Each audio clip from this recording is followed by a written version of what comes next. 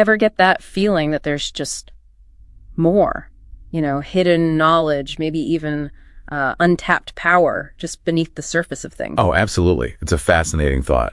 Well, today we're really diving headfirst into something that sparked whispers for centuries. Welcome to the deep dive. Where we take, complex sources and boil them down to the core insights for you. Exactly. Fast but thorough. We know you, our listener, you're curious. You want that solid grasp without drowning in details, right? And you appreciate those aha moments. Yeah, and our job is to guide you through some pretty intricate stuff today. And today's deep dive, it's all about the Triangle of Solomon. Now, this isn't like an old building somewhere. No. We're talking a really fundamental piece of Solomonic ceremonial magic. Right. We're looking at its purpose, its design, how it's used in evocation, pulling from texts like the Lesser Key of Solomon. And the sources we've dug into, they give a pretty full picture of history, practical steps, the symbolism, even the ethics involved. So our mission today is to unpack this.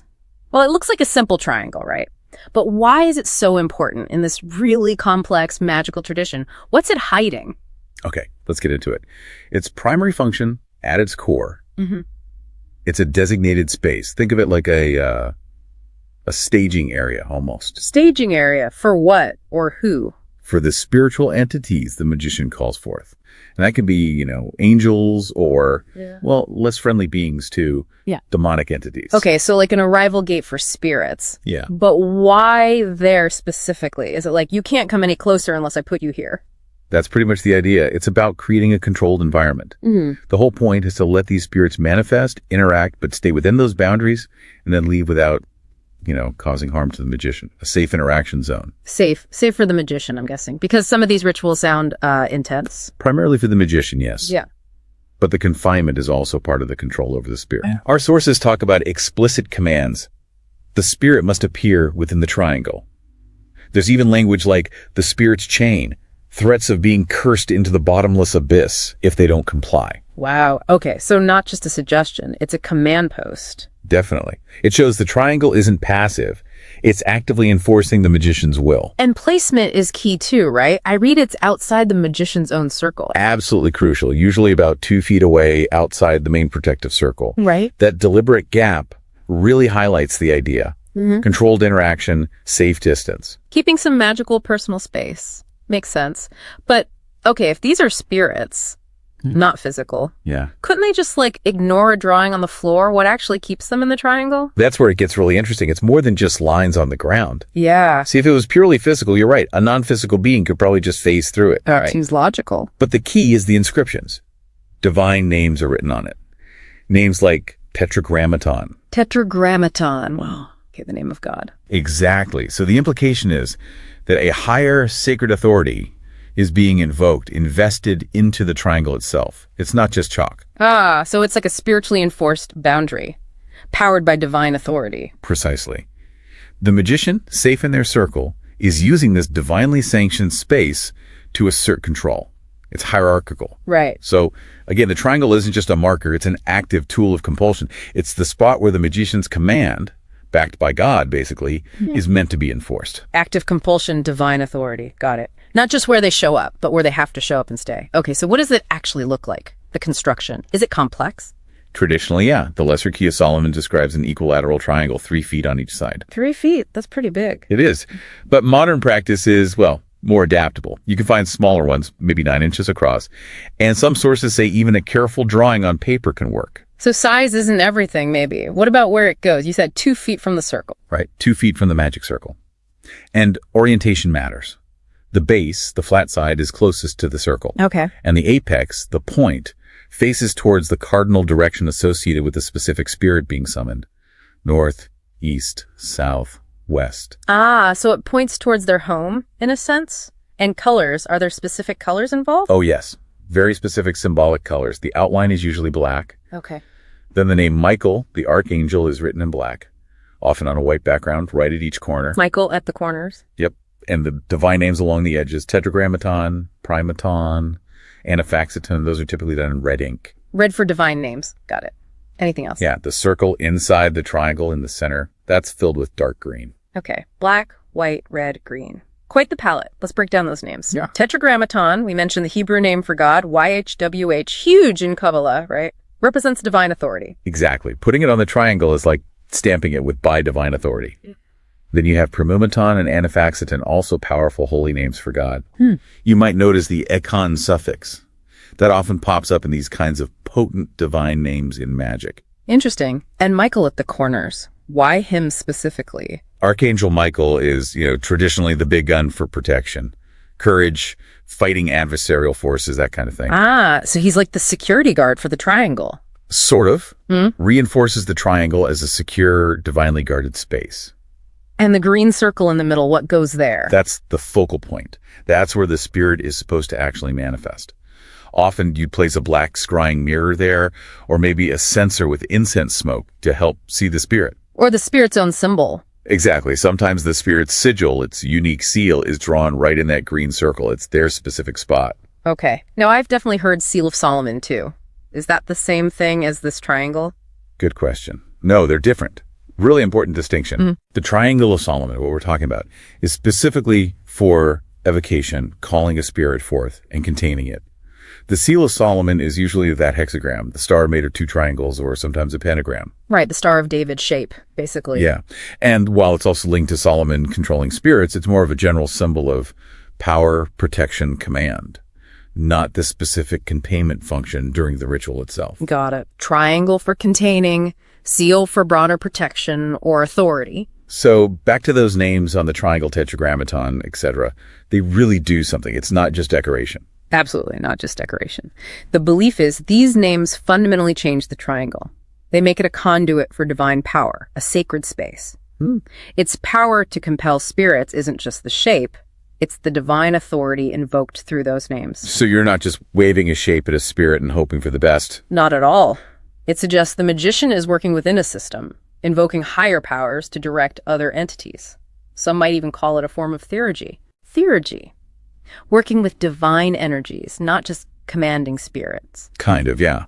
It elevates it beyond simple conjuration. It's about channeling divine power for a purpose. Interesting.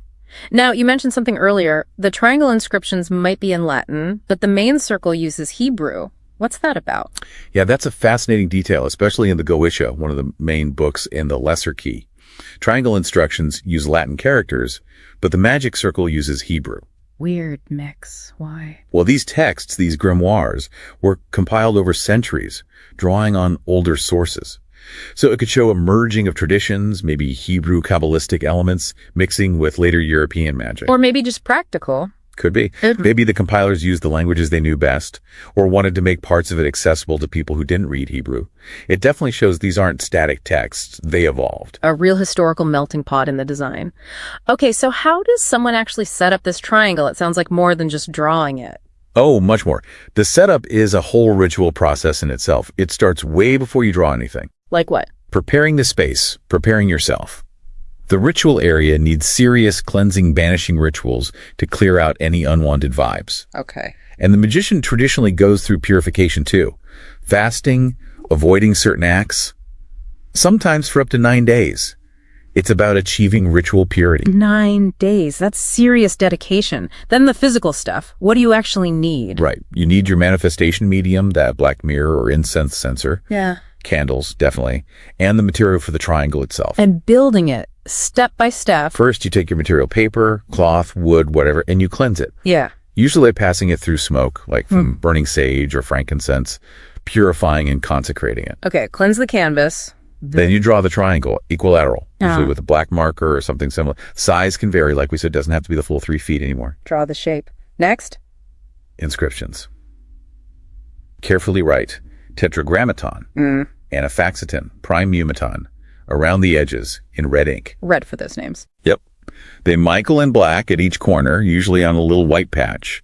And finally, fill in that central circle with dark green paint or ink. Ready for the mirror or sigil. So it's billed, inscribed, colored. Is it ready then? Almost. The crucial step is the formal consecration. You recite a specific prayer over it, often from the Lemegeton. What does the prayer do? It invokes divine presence, asks for protection during the operation, and specifically aims to bind the spirit to the triangle when it appears. Binding it. Okay. Anything else? Well, many practitioners also recommend vibrating the names, Vibrating. Like chanting them. kind of intoning them with focus and power. Tetragrammaton, Pramumaton, Anafaxiton, Michal. It's thought to charge the triangle energetically, really activate it. Sounds intense. Adds another layer of focused energy. Now, about those materials. You said traditional was maybe wood, but now paper or cloth is common. Exactly. Historically, maybe more robust, built things. Yeah. But modern practice often uses simpler stuff. The focus seems to be more on the symbolic accuracy in the act of consecration. Less about having this potentially massive, hard-to-make object. Makes sense. More pragmatic. Easier to actually do the ritual. Could be. And, some think those old, super complex instructions in grimoires might have been partly designed to put people off if they weren't truly committed. Like a built-in difficulty setting? Sort of, yeah. So simplifying materials puts the focus back on intent, energy, and doing the ritual correctly, rather than just having the fanciest prop. So intent and energy are key. And the placement always that 2 feet out, face towards you, apex away, 2 candles flanking it. Precisely. That exact positioning. The orientation towards the spirit's quarter. The candles. It's all part of the established protocol. It shows the triangle isn't just sitting there. It's placed with purpose, charged up, and ready to be an active tool. An active charged tool. Okay, so how does this charged triangle fit into the whole flow of an actual evocation ritual? It sounds like just one piece of a bigger puzzle. It absolutely is. It's central, indispensable even, but it works as part of a whole system of tools. It doesn't function alone. A magical toolkit, you said earlier. What else is in there? Right. Think of it like an arsenal. You've got the magic circle, that's your main protection zone. Right. The pentacle of Solomon, often used for commanding, maybe placed inside the circle. The hexagram of Solomon for more protection. The spirit's specific sigil, its unique seal, to connect with it. Lots of layers. And maybe a layman that's a symbolic pendant the magician wears. A ritual sword or dagger for directing energy. Maybe a magic ring or disc. Plus the ritual clothing cap, belt, robe, the whole setup. Wow, okay. So can you walk us through the phases of a typical evocation? Where does the triangle actually get used? Sure. It usually breaks down into about 5 phases. Yeah. First is preparation. Consecratio, that's the purification we talked about. Setting up the circle, often 9 feet across, traditionally, and the triangle, 3 feet wide, 2 feet out, getting everything physically ready. Phase 1. Yeah. Setup. Phase 2, invocations. Invocatio. This is where you do prayers, call on God, higher powers, maybe even the spirit supervising or thwarting angel. You're asking for authority and protection. The triangle is set, waiting. Okay. Asking for divine backup. What's phase 3? Phase 3 is the main event. Evocation and interaction. Negatio. Now you're in the circle, reciting the conjurations, commanding the spirit to appear specifically within the triangle. That's a moment. Exactly.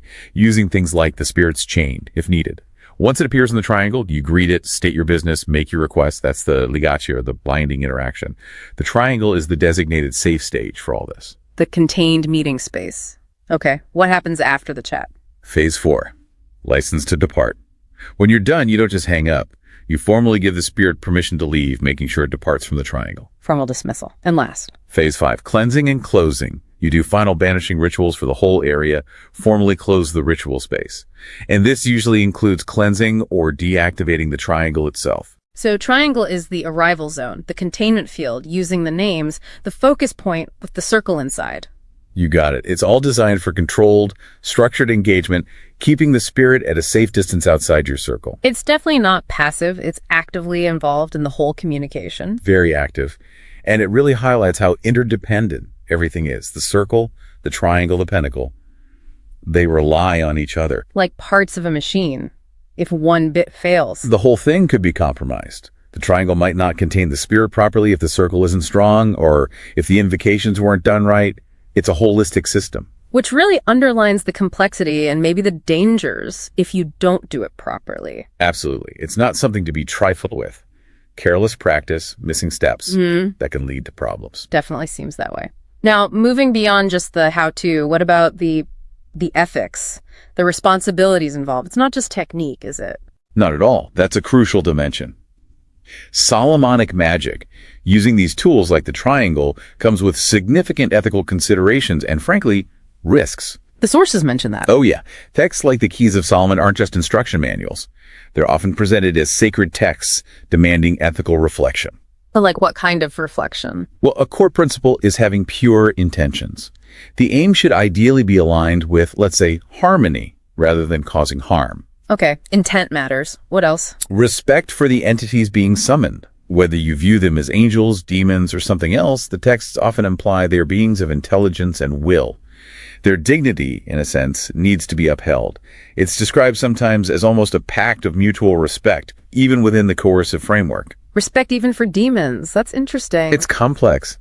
But misuse, summoning for the wrong reasons, can lead to serious consequences. Warnings about potential spiritual and psychological upheaval are common. Why? Because the forces are so powerful. Exactly. The idea is you're dealing with vast forces. A wise magician, the texts imply, acts with humility and foresight, not arrogance. So definitely not something for idle curiosity, like let's summon a demon for kicks. Absolutely not. The sources strongly warn against summoning entities for frivolous reasons. They can be unpredictable, potentially harmful. Caution and respect are paramount. And it takes experience, right? You can't just pick up the book and start. Definitely. Using these sigils, these rituals, it requires discipline and experience. Misuse can be dangerous. Remember that 9-day preparation period. That reflects the seriousness and the need for inner readiness. Makes sense. Is there a more modern way to look at this, maybe psychologically? Yes. That's a common contemporary interpretation, viewing the spirits, demons, angels, whatever, as symbols for facets of the magician's own psyche. So summoning is like confronting parts of yourself. Exactly. Confronting hidden corners of your mind, your fears, desires, maybe untapped potential. The goal then becomes transforming these inner forces into strength and wisdom. The triangle, in this view, is the safe space to confront these internal entities. Ah, so the warnings about danger still apply, but maybe it's danger to your own mental or spiritual balance. Precisely.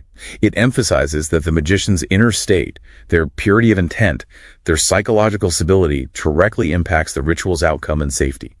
The forces summoned are potent energies, internal or external, that can disrupt your well-being if mishandled. Requires real self-awareness and moral strength then. Absolutely. So whether you take it literally or psychologically, the core message is, this is powerful stuff. Handle with extreme care and respect. The danger is real, both potentially outward and inward. A fascinating dual perspective. So, wrapping this all up, the Triangle of Solomon, its enduring importance seems to be. It's this potent symbol and tool, a divinely empowered space for manifestation and containment. It provides safety, structure, and authority in a potentially chaotic interaction. More than just geometry.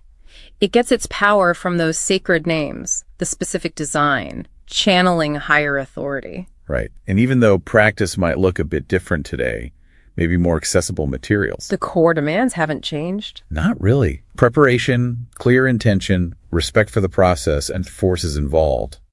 Those seem timeless requirements. It underscores that Solomonic magic is a really serious spiritual path, with real potential consequences, spiritually or psychologically. Definitely. And it's useful to keep both interpretations in mind, the literal and the psychological, when thinking about what these entities might represent. Absolutely. So, a final thought for you, our listener. Thinking about this idea of a safe space, like the triangle, designed for confronting the unknown, whether that's an external spirit or an internal fear. How does that concept resonate elsewhere? In psychology, creativity, even just daily life? Where else do we build triangles to safely engage with something powerful or unfamiliar? Or, considering that blend of Hebrew and Latin, that fusion of traditions in its design, what other unexpected combinations of knowledge, ancient and modern, might hold hidden power or insight we haven't fully explored yet? Lots to think about there. Definitely encourages a deeper look into magical tools, symbolism, or even just our own inner landscapes. Thanks for taking this deep dive with us.